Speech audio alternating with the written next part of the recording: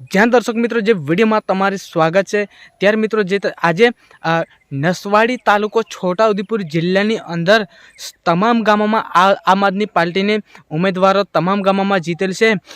ત્યારબાદ આપણે બધા જ ગામોનું નામ લઉં અને ઉમેદવારોનું નામ લઈશ તો વિડીયો વધારે લાંબો થશે અને આદિવાસી તમામ આદિવાસીની ગામડામાં તો આમ આદમી પાર્ટી જ આવેલી છે ત્યારે હું બધા જ ગામોનું નામ હું લઈ નથી શકતો કેમ કે વિડીયો લાંબો થશે તેના માટે પહેલાં થોડોક વિડીયો જોઈ લઈએ પછી આપણે છેલ્લે આ વિડીયોની અંદર મળીશું।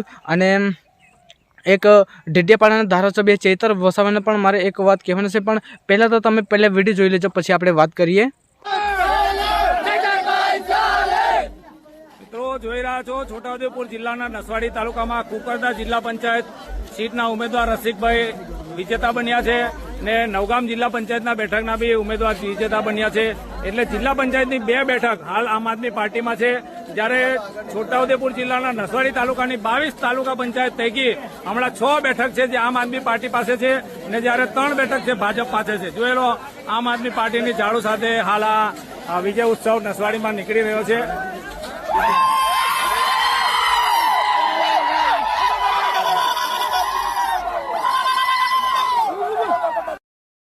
તો મિત્રો તમે પૂરો વિડીયો જોયો હશે તો ખૂબ તમારો આભાર અને હું બહુ તમારો આભાર માનું છું।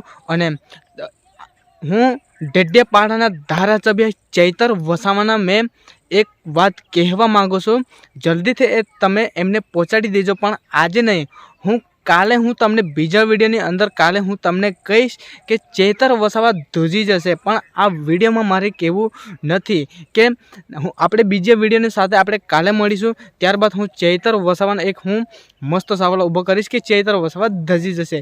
ત્યારબાદ મિત્ર તમારા તુલસીબેનની યુટ્યુબ ચેનલને તમે પહેલાંથી તમે સબસ્ક્રાઈબ કરીને રાખી હશે તો ખૂબ તમારો આભાર હું માનું છું।